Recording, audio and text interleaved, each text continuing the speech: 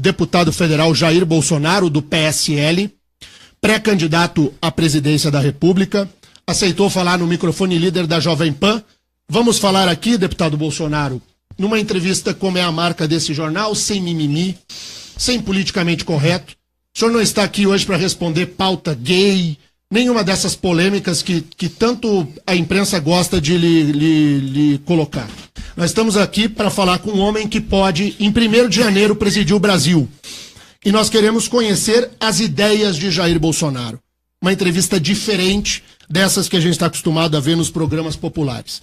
Deputado Bolsonaro, muito obrigado pela presença Jovem Pan. Bom dia. Bom dia, obrigado pela oportunidade. Eu fico muito feliz nesses programas ao vivo, onde você deixa de lado o mimimi e as outras interpretações equivocadas daquilo que você fala.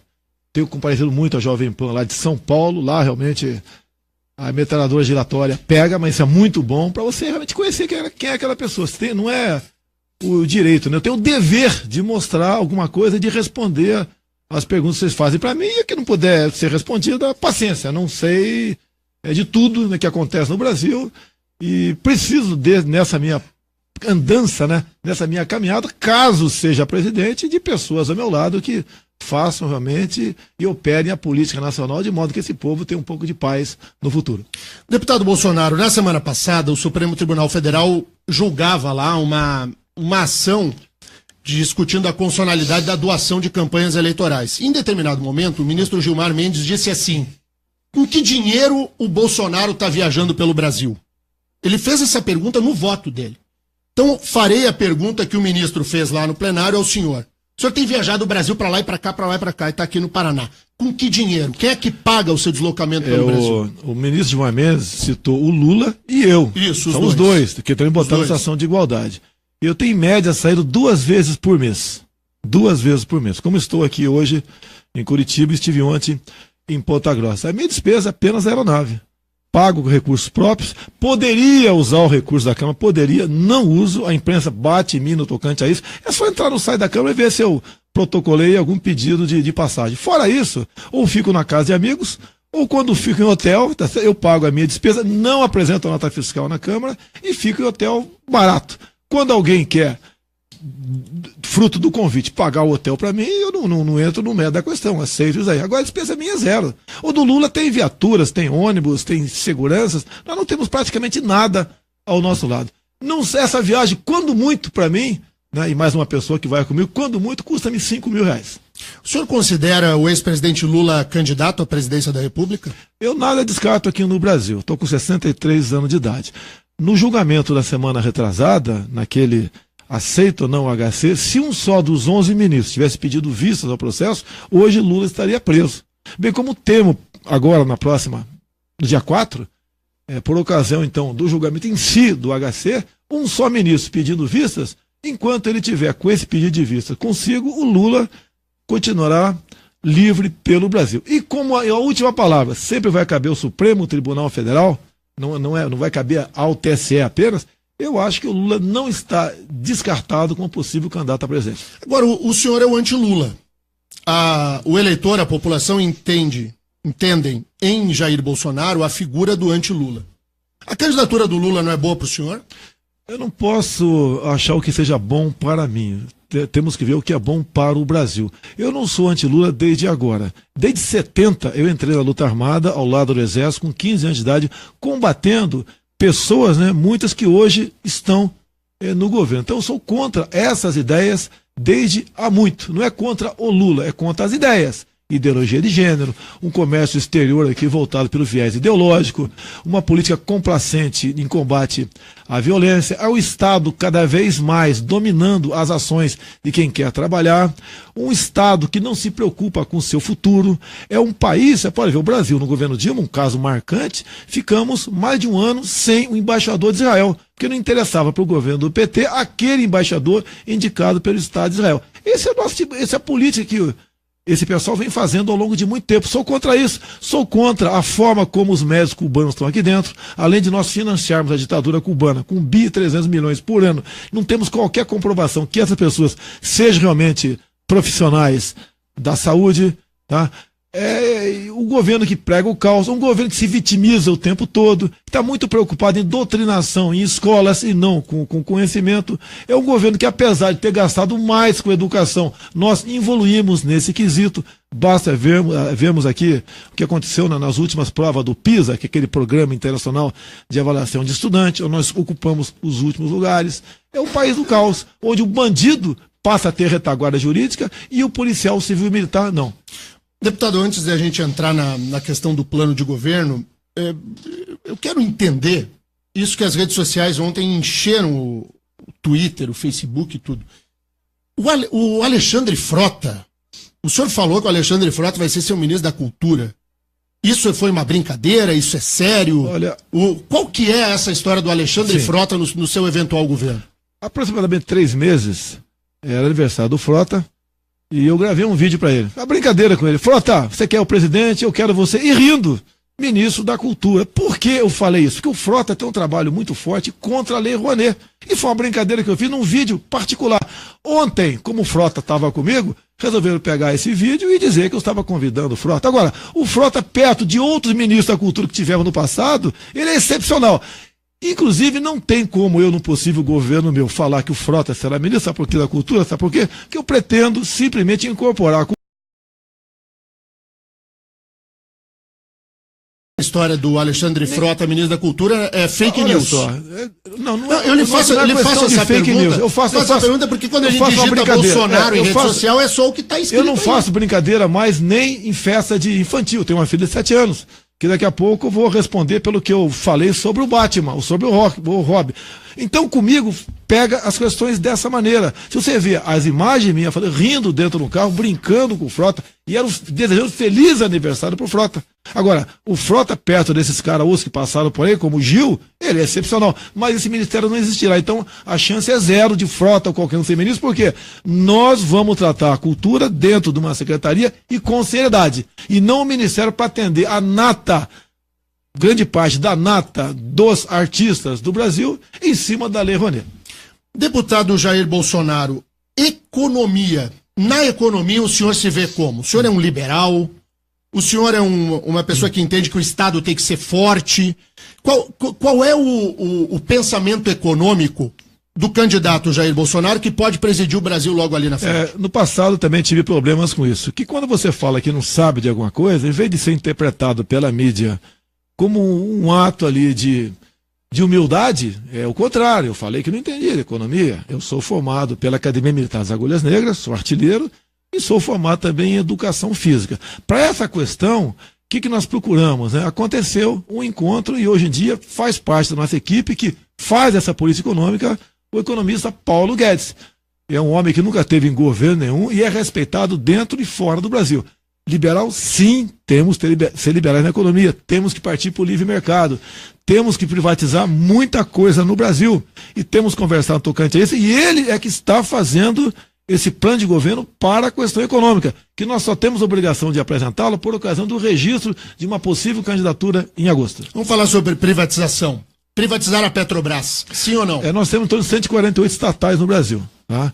1/3 você pode privatizar ou extinguir imediatamente. O problema que eu tenho, que tenho tornado público é o seguinte: nós não podemos simplesmente vender tudo que nós temos por aí. Vou dar um exemplo bem chulo para você, vai servir para o pessoal dar pancada em mim. Uma coisa é eu comprar todo fim de semana no teu sítio lá uma galinha e uma dúzia de ovos. Outra coisa é eu comprar o teu galinheiro. Nem você vai saber se no dia seguinte você vai comer um ovo cozido ou não. Nós temos certas estatais que são estratégicas. Quando se fala em energia, você tem que tomar muito cuidado em falar em privatizar isso aí. E para que capital? Você pode ver, temos do lado de lá, por coincidência, é a China, que está comprando o mundo. Comprou grande parte da África, está comprando aqui. Compraram basicamente a concessão, mas compraram, por exemplo, a mina de nióbio de Catalão, está comprando hidrelétricas, tem uma participação grande no porto aqui de Paranaguá, se eu não me engano. Então você tem que tomar cuidado com isso, porque eles estão investindo para o bem deles, não para o bem nosso. Agora, o que é duro no Brasil é você falar em privatizar, que eu sou favorável, mas não por uma questão de transparência e produtividade, e sim para combater a corrupção praticada por nós políticos. A Petrobras o senhor não privatizaria? Para capital nosso, de acordo com o modelo, você pode privatizar partes dela. Agora é com calma e muito bem pensado, como a Embraer foi naquela questão chamada Golden Share, ok? Você privatizou, o governo não tem nenhuma ação da Petrobras, mas tem o poder de vetar algumas decisões. Como, por exemplo, está havendo uma aproximação com a Boeing, vamos fazer essa aproximação ou não? Vamos transformar numa só empresa ou não? Depende do modelo. É a questão do galinheiro, é que depende do modelo. Se bem que eu respondi a semana, né? A questão dos ovos no Lula, né? Outra brincadeira, mas quer que eu faça o quê? Eu pago o preço disso. Lula quis transformar o Brasil num galinheiro e está colhendo os ovos agora. Deputado Jair Bolsonaro, só para a gente conseguir ter uma ideia do que o senhor pensa na economia, me parece que está clareando. Mas eu vou lhe perguntar sobre o atual modelo econômico brasileiro, lá do ministro Henrique Meirelles. Num eventual governo seu, muda o leme? Ou o caminho é esse que o Meirelles toca, por exemplo? Olha, o caminho, como eu botei na mesa para o Paulo Guedes, nós queremos inflação mais baixa possível, quem não quer, tá? Nós queremos uma taxa de juros razoáveis, né? Não absurdo como tínhamos há pouco tempo. Queremos um dólar que não prejudique quem queira exportar, nem quem queira importar, é o tripé macroeconômico. Temos que diminuir a nossa dívida interna, é outra coisa, mais do que hercúlea, né? Nós devemos terminar esse ano com uma dívida próxima a 4 trilhões de reais. Metade hoje em dia do nosso orçamento basicamente é para rolagem e pagamento de dívida. E eu perguntei ao Paulo Guedes, como é que a gente pode diminuir isso daí? Porque quem vai diminuir não sou eu.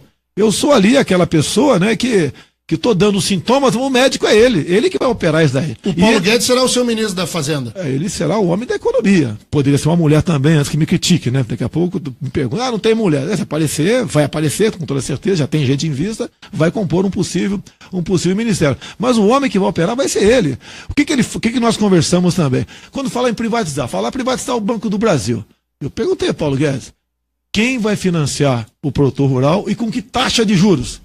Porque o produtor rural levou uma pancada do Fundo Rural, agora há pouco do Supremo Tribunal, está bastante adiantado no Senado um projeto que interessa para muitos governadores, é acabar com a Lei Candir para exportação de commodities, querem cobrar inclusive a água usada pelo produtor rural, e daqui a pouco vão cobrar pela chuva e pelo vento que semeia, que espalha o pólen pela plantação do cara. Vão matar o nosso agronegócio, que é uma das poucas coisas que está dando certo na economia. Então quem vai operar tudo isso vai ser o homem da economia, que não era economia. Eu pretendo, caso chegue lá, fundir o Ministério da Economia e Planejamento, para evitar, o que hoje em dia, o que acontece? Um partido indica o Ministério da Fazenda, outro do Planejamento, briga. Um partido indica o Ministério da Agricultura, o outro do Meio Ambiente, briga. Nós vamos fugir disso. Além de fundir esses ministérios, a indicação tem que ser técnica. Não vai conseguir apoio do Congresso. Eu acho que vamos conseguir sim, porque essa forma de fazer política, como temos visto ao longo dos últimos anos, não tem como continuar.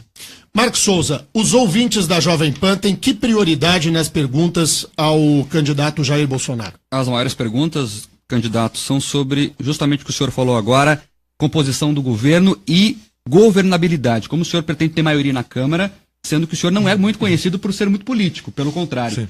Como vai falar com o Congresso? Até essa pergunta é recorrente em qualquer lugar que eu vou, né? Respondo da mesma maneira para você. O que dá a entender da tua pergunta é, se não for pelo toma lá da cá, não tem como governar o Brasil. Agora, quem acha que nós estamos sendo governados, ou que fomos governados pelo PT, o Brasil afundou. É violência, a economia não vai bem, a inflação está muito mais baixa pela perda do poder aquisitivo ou por uma falta de emprego do que por medidas adotadas pelo governo. E quem está lá vendendo a sua banana lá no armazém, né, ele até vende o preço, muitas vezes de custo, para não apodrecer na prateleira, tá ok? Então, essa questão de tomar lá da cá tem que deixar existir. Se me permite aqui, eu até perguntei outro dia, né, falando sobre ciência e tecnologia. Eu perguntaria aos nossos ouvintes, quem é o nosso ministro da Ciência e Tecnologia? Mais de 90% não sabe, como eu não sabia quando foi feita essa pergunta para mim há 2, 3 meses. Então, a área importantíssima, vital para qualquer país, que é ciência e tecnologia, nós temos um homem lá que não sabe a diferença entre gravidez e lei da gravidade. E eu conversei com o Marcos Pontes, o astronauta. É um homem que atualmente trabalha na NASA, está voltando para o Brasil, quer participar do futuro governo, seja como for, mas na ciência e tecnologia, com exemplos vindo de fora para dentro, diz que nós temos que ter aqui o embrião de um Vale do Silício, como o americano tem, e vendo aqui, como fiz uma viagem há pouco aqui para a Ásia, estive no Japão, Coreia do Sul, Taiwan, são países que não tem nada perto de nós, agora que são potências graças a isso. Eu entendi, deputado Bolsonaro, mas é o seguinte, a pergunta do ouvinte essa característica. O senhor não tem no seu perfil hoje um perfil de composição partidária. Eu vou me aliar com esse daqui, com aquele ali. Não é do seu perfil. Sim. E a pergunta do ouvinte é o seguinte, eu elejo o Bolsonaro e como é que eu governo se eu não tenho apoio no Congresso? Agora, o que é governar? Olha só, eu estava no PP há pouco tempo. O meu partido é um dos mais envolvidos em desmandos na Petrobras. Essa governabilidade que os governos últimos têm conseguido é nessa base, toma lá da cá. Eu tenho um grupo de aproximadamente 40 atuais deputados federais em Brasília. Outros chegarão o ano que vem. Eu acho que a gente vai ter uma base, no mínimo 100, para a gente começar esse tipo de negociação. São parlamentares que não querem o tomar lá da cá, que querem participar do governo com indicações técnicas, para que nós possamos realmente ter política séria para o Brasil chegar a um local de destaque que ele merece, porque nós temos tudo aqui. O que falta no Brasil? Nós temos aqui a questão, nosso subsolo riquíssimo em minérios, terras agricultáveis, área para turismo, o Brasil, o povo humilde que está aí, trabalhador, né? Nós temos tudo para dar certo. Por que não dá certo? Graças a uma minoria, sim, de políticos que estão lá há décadas que contaminam os demais. Esse tipo de fazer política é diferente. Estamos botando no papel um super pacote de propostas para nós apresentarmos e ter o apoio de todos. E não é uma proposta que o povo vai sofrer, muito pelo contrário, como, por exemplo, desregulamentações, desburocratização. A questão ambiental é seríssima no Brasil, é tratado de forma xiita e não de forma racional. Vem agora, o governo Temer está trabalhando nesse sentido, para você criar parques marítimos, além do que nós temos no Brasil aqui. Uma área enorme, né? Só de reserva indígena, nós temos uma área maior que a região sudeste. Vamos botar na cabeça, não, subir de um avião aqui, Sudeste, São Paulo, Minas, Rio e Espírito Santo. Uma área maior do que essa são reservas indígenas. Se você for botar no papel ali, parques ambientais, estações ecológicas, área de proteção ambiental, que nós queremos proteger o meio ambiente, mas da forma como está proposta, quase metade do território brasileiro está inviabilizado. E vão inviabilizar agora a nossa costa marítima também. Essa é a política que nós queremos? Deixa eu emendar a pergunta do ouvinte com outra questão. O senhor disse que o senhor tem um grupo lá de 40 deputados. Isso não dá 10% da Câmara. É muito pouco. E o senhor vai enfrentar uma eleição em que, para alcançar o Brasil, precisa de rádio e televisão para que as pessoas ouçam o que o senhor tem a dizer. Com o seu PSL, o senhor pisca no ar. Vai começar o horário eleitoral, pum, é meio Enéas. Vai aparecer e sair. Eu vou ter metade do tempo do Enéas. Pois é, e aí desse seu jeito, o senhor vai compor com quem, deputado Bolsonaro? Com ninguém. Com ninguém. Tá? Para compor da forma como se compõe atualmente, por exemplo, tem um partido X aí, eu não quero falar o nome para evitar polêmica, já tem o pré-candidato, diz que tem 7 partidos com ele. Você sabe o que ele conversou com os donos desse partido? O que foi loteado? Ministério, estatais, bancos oficiais, diretorias? Não, mas a quem o senhor se refere, deputado Bolsonaro? Sem mimimi. O PSDB, o Alckmin, por exemplo, tá com 7 partidos, outros, né, também tem partidos com eles. São os que têm chance ali, não foge do Alckmin, da Marina, o Ciro correndo lá por trás, lá fora. Não vai fugir. Alguém apoiado pelo PT e eu, não vai fugir desse ciclo. O governador Alckmin, com 7 partidos, vai ter 10 minutos de televisão, 8 minutos de televisão. O senhor vai ter 5 segundos. Mas olha só, nós temos as mídias sociais hoje em dia que estão falando mais alto. Quem diz que está comigo dificilmente muda. Tá? Mais massacrado do que eu pela grande mídia não existe nesse atual quadro aí. Qualquer negocinho o pessoal potencializa. É o caso do Frota, inclusive, que eu sou amigo dele. E não ofereci para ele isso de forma séria, porque nem teremos o Ministério da Cultura. Então, essas questões, quando você começa a ver, então quem está comigo acredita em mim. Ontem em Ponta Grossa foi uma coisa absurda. Você vê as imagens do que aconteceu lá, eu mesmo fico falando, meu Deus, o que está acontecendo? Tá o povo todo na rua. Eu não vou dizer quantas pessoas tinham, mas não tinha ninguém lá. De forma involuntária, todos voluntários. Então isso vem acontecendo, é um fenômeno, tá? E eu tenho, o que eu tenho falado, eles acreditam. Inclusive, olha só, até vou adiantar uma pergunta que muitos de vocês fazem, né? Deputado, como é que o senhor vai se eleger sem mentir? Que é muito comum na política mentir. Eu falo, se é para mentir, não vou me eleger. E ponto final. Qual vai ser seu plano de governo? Vai ser um enxuto e vai ser, às vistas de quem o lê, o pior possível. Por quê? Vai ser verdadeiro. Os planos de governo, hoje em dia, são feitos, né? Como você faz um programa eleitoral televisivo com marqueteiros pagando milhões de reais ou dólares lá fora. Para você, no Paraná, ao ler aquele plano de governo daquele candidato, você achar que maravilha, só que acabou a eleição, ele bota no lixo. Quem pode ter um bom plano de governo, mentiroso hoje em dia, quando se você tem, vai ler do outro lado da linha, vai ver o seguinte: o Brasil nos últimos anos tem terminado o ano, depois das despesas obrigatórias, devendo mais de 100 bilhões de reais. Não tem como você dizer que eu quero construir isso, aquilo, aqui, lá ou acolá. Ou você parte para a iniciativa privada, tá junto contigo, ou você não tem. Agora, botar no papel e fazer as imagens bonitas é aquela pessoa que se maqueia. Tá? Se cai uma chuva, acabou. Acabou as eleições, acabou. Então nós vamos fazer exatamente isso, mostrar a verdade para a população. Marque, ouvintes. Bolsonaro, muita gente perguntando aqui, você está na terra do juiz Sérgio Moro, e ele propôs nessa última segunda-feira cobrar dos candidatos à presidência que se posicionem sobre a prisão em segunda instância, que os candidatos poderiam, inclusive, discutir, propor uma PEC. O senhor, como presidente, pensa em fazer esse debate? Olha, há mais de 2 anos eu falo sobre essa prisão em segunda instância. Inclusive, se você combinar com o fim do foro privilegiado, que eu falei, talvez, deixar bem claro, talvez eu seja o único parlamentar a votar contra o foro privilegiado. Talvez. Por quê? Se for para a primeira instância e você acabar com a prisão em segunda, o deputado vai lá para a primeira instância e até chegar à última, que vai ser o próprio Supremo Tribunal Federal, vão ser lá 30 anos, tá? O parlamentar já morreu com toda certeza no tocante a isso aí.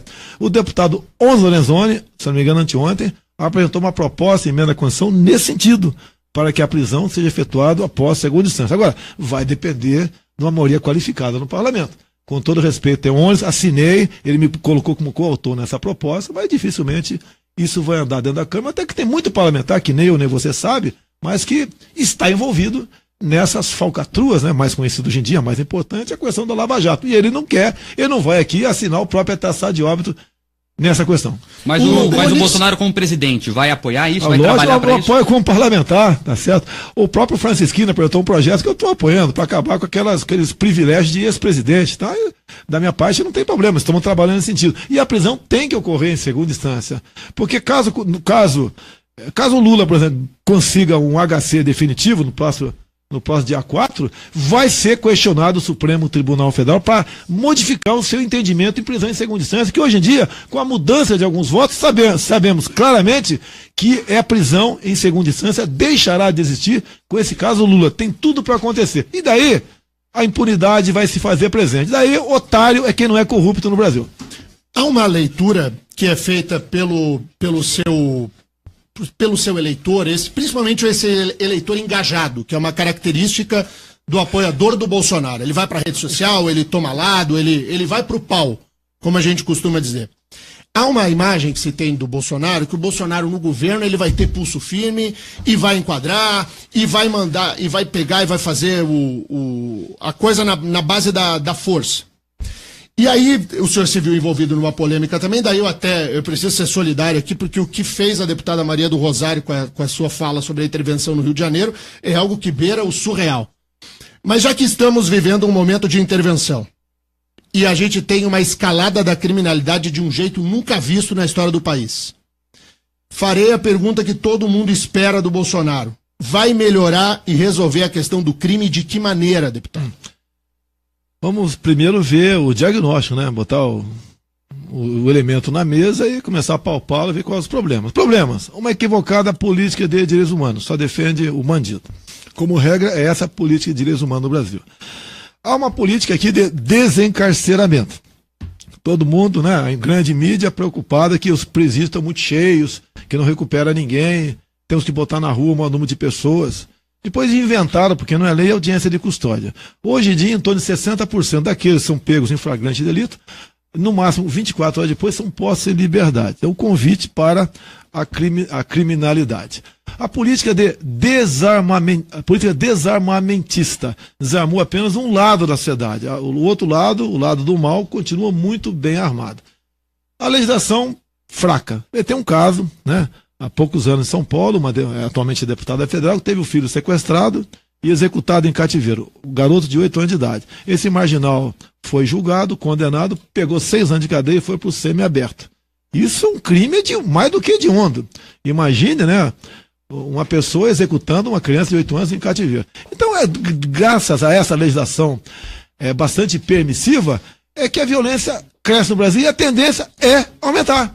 Você tem que mudar na lei essas questões. Outra coisa importantíssima, como vivem os nossos homens e mulheres da segurança pública, policial civil, militar, entre outros aí. Vivem amedrontados. Se atira, vai para a cadeia. Se não atira, vai para o cemitério. Nós temos que dar retaguarda jurídica para eles poderem bem trabalhar. Isso que eu falo existe, em grande parte, na legislação dos estados norte-americanos.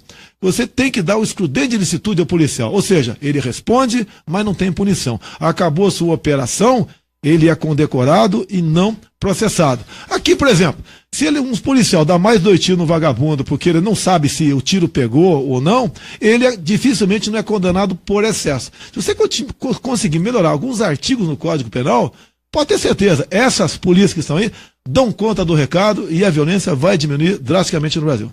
Mark. Muitos ouvintes perguntando sobre o Supremo Tribunal Federal. O que fazer?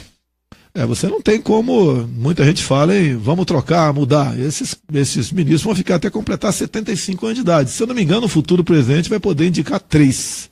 Tá? E essas indicações políticas, né, como feitas nos últimos anos, por parte da esquerda, chegamos a esse nível. Nós temos ministro lá, por exemplo, que defende o fim da propriedade privada. Tem livros e estudos no tocante aí. Outros foram apenas aí advogados de determinados partidos no passado. Então, uma indicação feita muito por interesse do seu governo e não interesse do Brasil. Falam muito no período militar, criticam, né? Veja o padrão e as decisões e as jurisprudências dos ministros do período militar e veja de hoje em dia. Que coisa completamente diferente, né? O Supremo Tribunal Federal realmente é um Supremo extremamente respeitado. Hoje em dia, eu lamento, até gostaria que não fosse assim, mas é vítima de chacota em todo o Brasil. E eles podem estar assinando o seu atestado de óbito no próximo dia 4. Espero que isso não aconteça.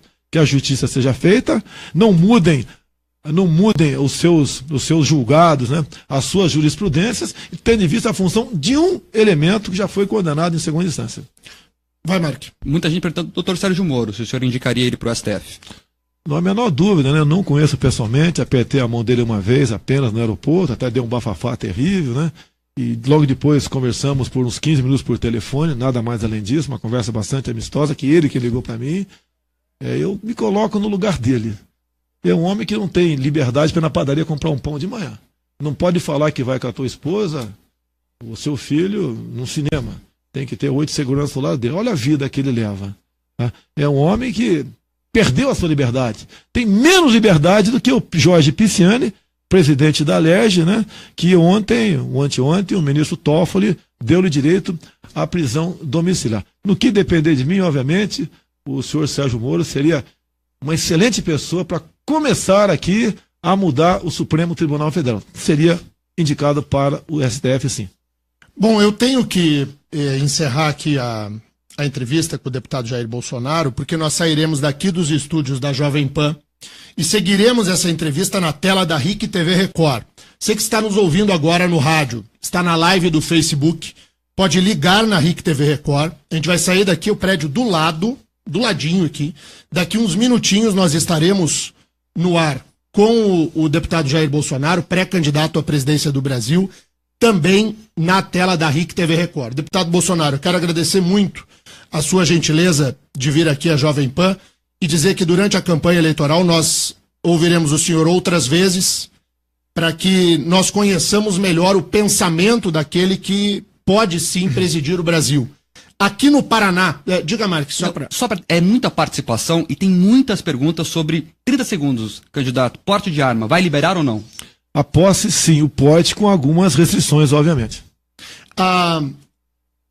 E também, né, o pessoal que está nos acompanhando só para explicar direitinho, estamos na Jovem Pan e na transmissão pela internet em ricmais.com.br. Então, se você está num lugar agora que não dá para ver pela TV, a entrevista que vai continuar lá, você pode entrar na internet em ricmais.com.br e você vai acompanhar o segmento da entrevista com o deputado Bolsonaro também pela internet. Para a gente fechar mesmo, o Paraná, deputado, o senhor olha para a política local aqui. Quem aqui no Paraná é seu aliado? Com quem o senhor vai caminhar o Paraná? Com o Francisquini, como estou caminhando há algum tempo. Outros também estão na mira e têm buscado conversações e estamos abertos, tá ok?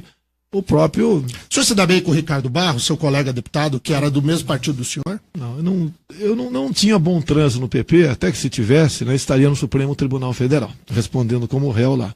Né? O próprio Alberto Youssef, quando foi questionado na questão da Petrobras, levando-se em conta o meu partido, o Partido Progressista, né, ele cita que apenas 3 parlamentares não pegavam o dinheiro na Petrobras. Um dos 3 era eu. Então eu não quero acusar ninguém aqui, mas tá, eu aqui posso falar o nome que eu sou simpático ao governo do Estado? Não? Pode. Eu sou simpático ao Ratinho. Ok? Muito bem. Então é o seguinte, seguiremos com a entrevista do deputado Jair Bolsonaro na tela da RIC TV Record e também pelo ricmais.com.br. Deputado, obrigado. Parabéns, Curitiba, pelo aniversário. Tamo juntos aí. É isso aí. Marcos Souza, valeu. Valeu, até amanhã. Terribas, um abraço. Até amanhã. Sexta-feira estaremos aqui todos ao vivo com o nosso RIC Mais Notícias. Tchau.